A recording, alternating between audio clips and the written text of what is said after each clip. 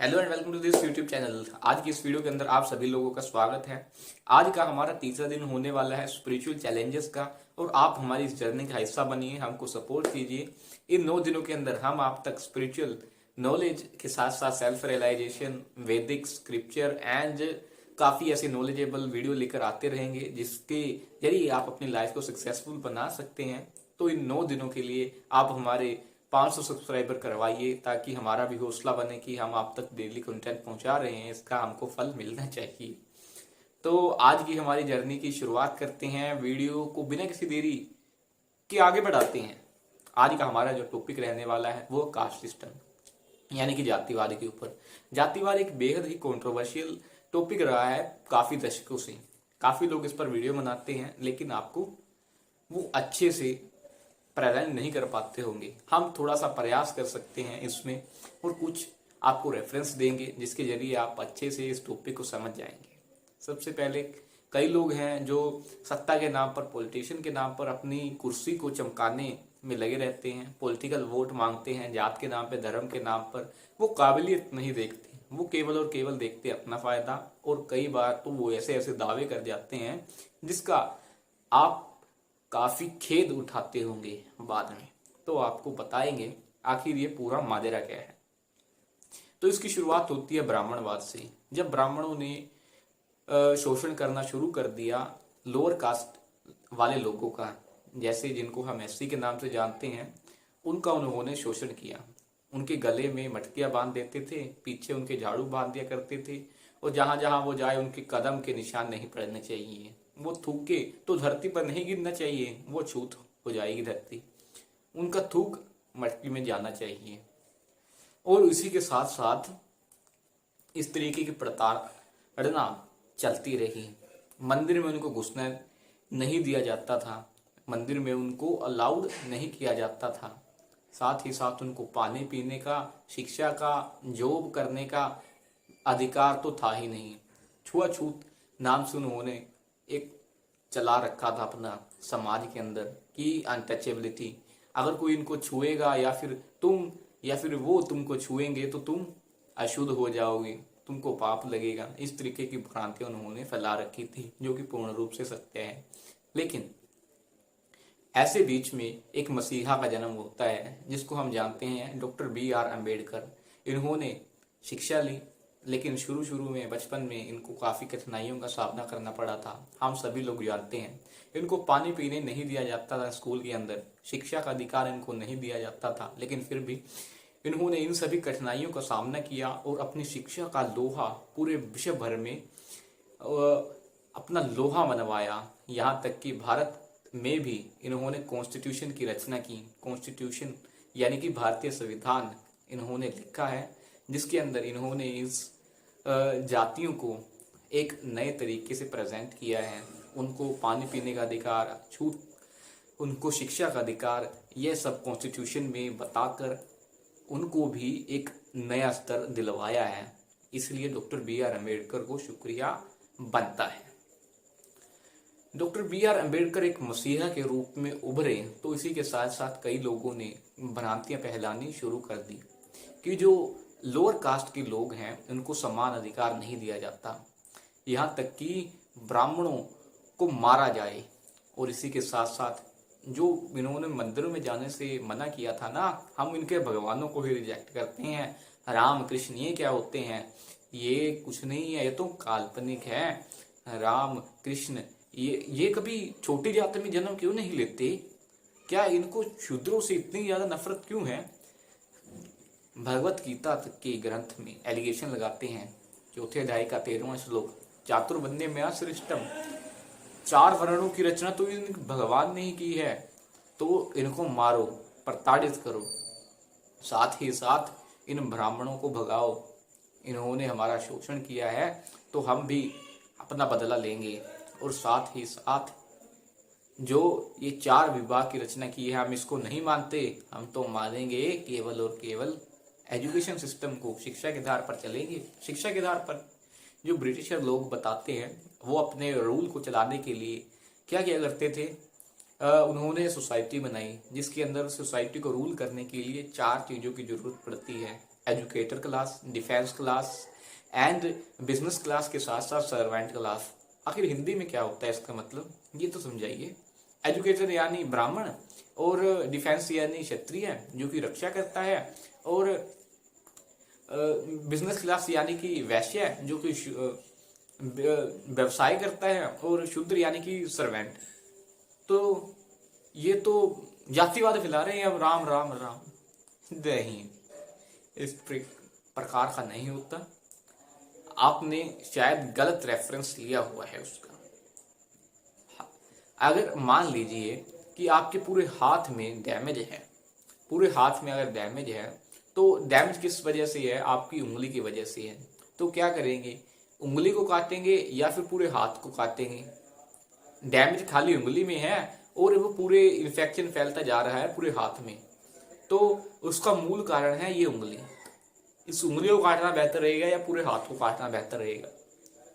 Obvious सी बात है इस उंगली को काटना, क्योंकि ये पूरे हाथ में जहर फैला रहा है। इसलिए ऐसे रूढ़िवादी तथ्यों को फेंकना बेहद जरूरी है और आवश्यक है समाज के लिए, क्योंकि वो इस प्रकार की झूठी भ्रांतियां फैला रहे हैं। और इसका कारण ब्राह्मण हैं, जो कि तथा कथित ब्राह्मण हैं, वो नहीं जो रियल ब्राह्मण हैं।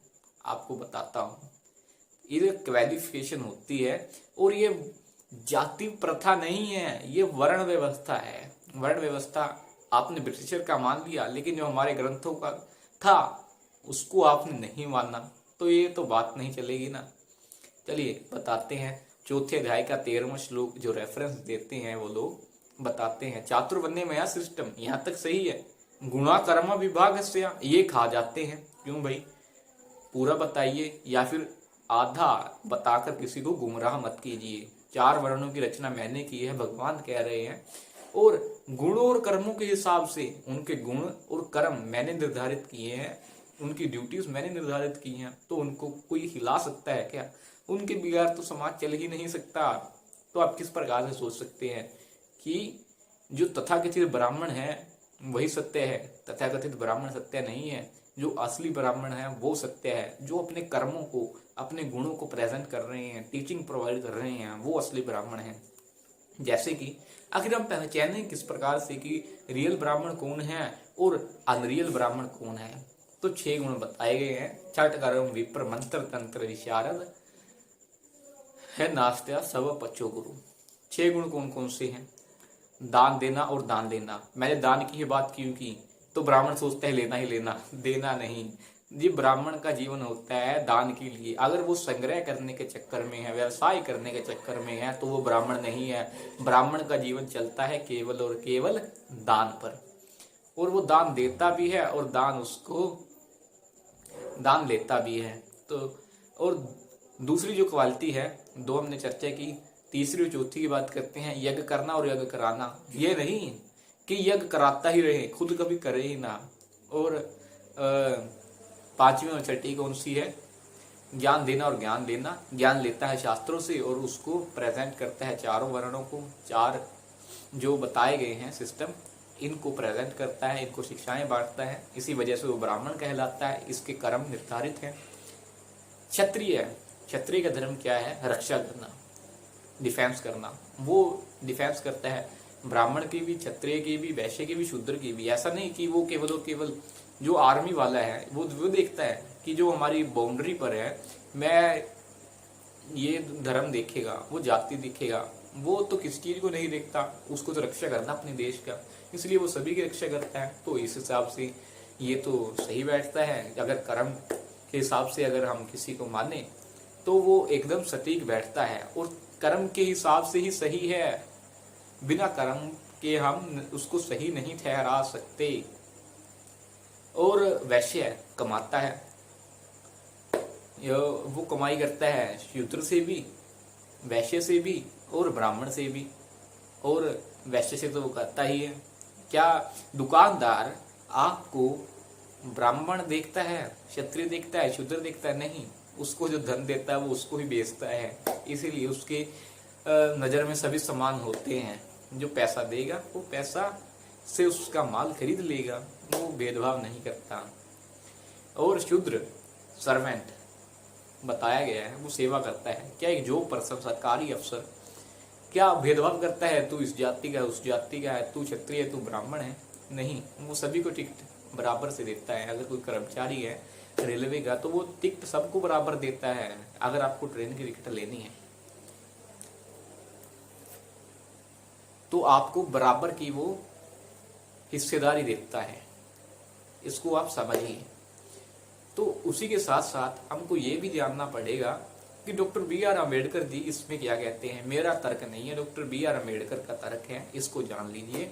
हुई शूद्रा नामक पुस्तक के अंदर वो लिखते हैं कि जो मैंने आपको रेफरेंस दिया है चौथे अध्याय का 13वां श्लोक, वो इसमें बिल्कुल सटीक बैठता है। और डॉक्टर बी आर अम्बेडकर भी इसके अंदर अपना झलक प्रदर्शित करते हैं। कैसे?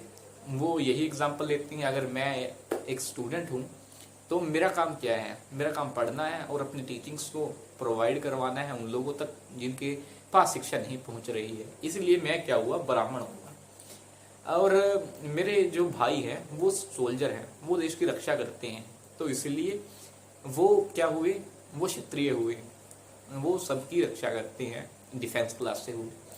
और मेरे पिताजी क्या है, वो उनकी डेयरी है दूध की, वो दूध का व्यवसाय करते हैं, इसलिए क्या हुआ, वो वैश्य हुए, यानी कि बिजनेस क्लास। और मेरी माता जो है वो हमारे सबका ख्याल रखती है, वो सबका काम करती है, इसलिए वह क्या है, वो क्या हुई, शूद्र हुई। तो इस हिसाब से डॉक्टर बी आर अम्बेडकर भी इसको सिद्ध करते हुए नजर आते हैं। इस हिसाब से अगर हम चलते हैं गुणों के हिसाब से और कर्म के हिसाब से, बहुत से लोग कहते हैं सबको समान कर दो। असमान किस प्रकार से कर दे? अगर मान के चले समान आपको चाहिए ही, तो समान किस चीज में आप करना चाहते हैं? All are equals, all peoples are equal in my country. क्या ये सिद्धांत को एक बार लेकर चलते हैं? मान लीजिए आपने ज़्यादा मेहनत की, आपने टॉप किया, 100 आउट ऑफ 100 आपके मार्क्स आए, और एक व्यक्ति है वो पढ़ता नहीं है, उसके 100 आउट ऑफ 0 मार्क्स आए, तो आप ये कहना चाहते हैं कि दोनों इक्वल है? नहीं, वो ज़्यादा पढ़ेगा उसके ज़्यादा नंबर आएंगे, वो कम पढ़ेगा उसके कम नंबर आएंगे। इक्वल तो हो ही नहीं सकता। इक्वल आप किस प्रकार से कर सकते हैं? जिसने ज़्यादा मेहनत की है उसको ज़्यादा रेफरेंस मिलना चाहिए, ज़्यादा रिजर्वेशन मिलना चाहिए, उसको ज़्यादा सपोर्ट मिलना चाहिए। ये नहीं होना चाहिए कि सब समान हैं। इस पर भी लोग कई बार फंस जाते हैं। तो जो मैंने आपको बताया है वो एकदम सटीक बैठता है, और जितना मेरा सीमित ज्ञान था उससे आप लोगों तक मैंने ये ज्ञान पहुंचाया है। तो बहुत बहुत धन्यवाद। आज की वीडियो की समाप्ति करते हैं। Thank you.